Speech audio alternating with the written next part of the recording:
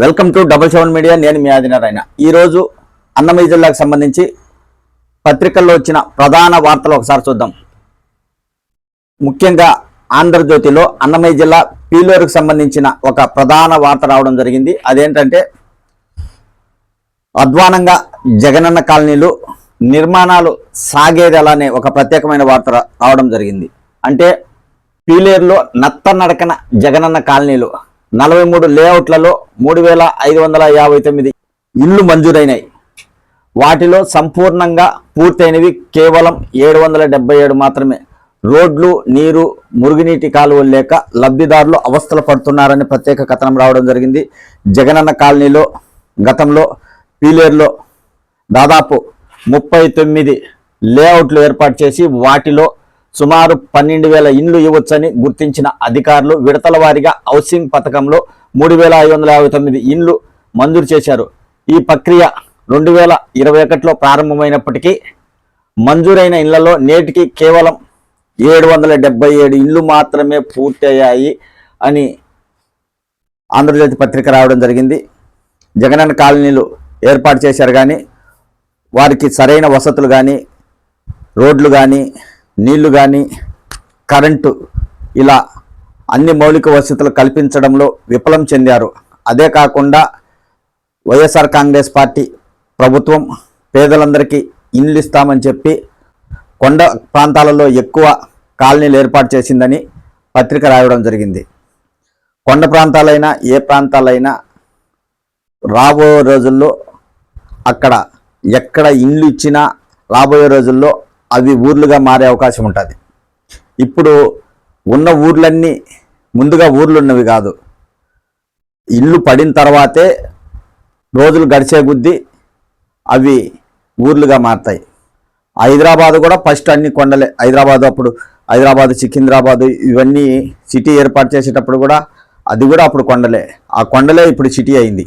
ఆ విధంగా ఏదైనా ఊర్లు ఏర్పడితే రాబోయే రోజుల్లో అభివృద్ధి చెందుతాయి. కానీ ఇక్కడ మాత్రం మనం ఏంటంటే జగనన్న ఇళ్లలో సౌకర్యాలు లేవు, జగనన్న కాలనీలో సౌకర్యాలు లేవు.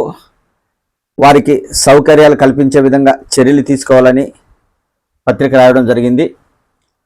మరి కూటమి ప్రభుత్వం అధికారంలోకి వచ్చింది కాబట్టి జగనన్న కాలనీలపై ప్రత్యేక దృష్టి పెడుతుందా లేదా, జగనన్న కాలనీలను పూర్తి చేస్తుందా లేదా, లేకుంటే కూటమి ప్రభుత్వం ఇచ్చే ఇళ్లను మాత్రమే లబ్ధిదారులకు పూర్తయ్యేలా చేస్తుందా అనేది రాబోయే రోజుల్లో తెలుస్తుంది.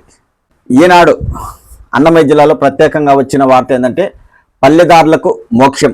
అంటే గత వైకాపా ప్రభుత్వం హయాంలో పల్లె రహదారులు అడుక్కో గుంత గజానికో గొయ్యితో అధ్వానంగా తయారయ్యాయి. గత 5 ఏళ్లలో పట్టం మట్టికి నోసుకొని రహదారులు ఉన్నాయి. ఈ నేపథ్యంలో పంచాయతీరాజ్ ఇంజనీరింగ్ శాఖ పరిధిలో రహదారులకు మరమ్మతులు చేయడానికి ఎన్డీఏ ప్రభుత్వం చర్యలకు శ్రీకారం చుట్టిందని, ఉమ్మడి కడప జిల్లాలో దాదాపు 705 రహదారులకు మరమ్మతులు చేయడానికి కూటమి ప్రభుత్వం శ్రీకారం చుట్టబోతుందని ప్రత్యేక కథనం రావడం జరిగింది. ఎందుకంటే గ్రామీణ ప్రాంతాలలో రహదారులు ఎంత అవసరమో, రహదారులు లేక చాలా గ్రామాలలో ప్రజలు ఇబ్బందులు పడుతున్న విషయం మనకు తెలిసిందే.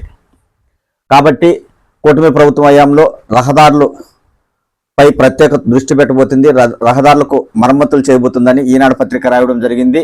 ఇందులో అంటే రహదారులు వెళ్ళేటప్పుడు 20 కిలోమీటర్ల లోపు వాహనాలు వెళ్ళే రహదారులను ముందుగా చేస్తారు మరమ్మతులు. తర్వాత 40 కిలోమీటర్లు అంటే మనం బండి తోలేటప్పుడు 40 కిలోమీటర్లలో వెళ్ళే రోడ్లపై రెండోసారి దృష్టి పెడతారు.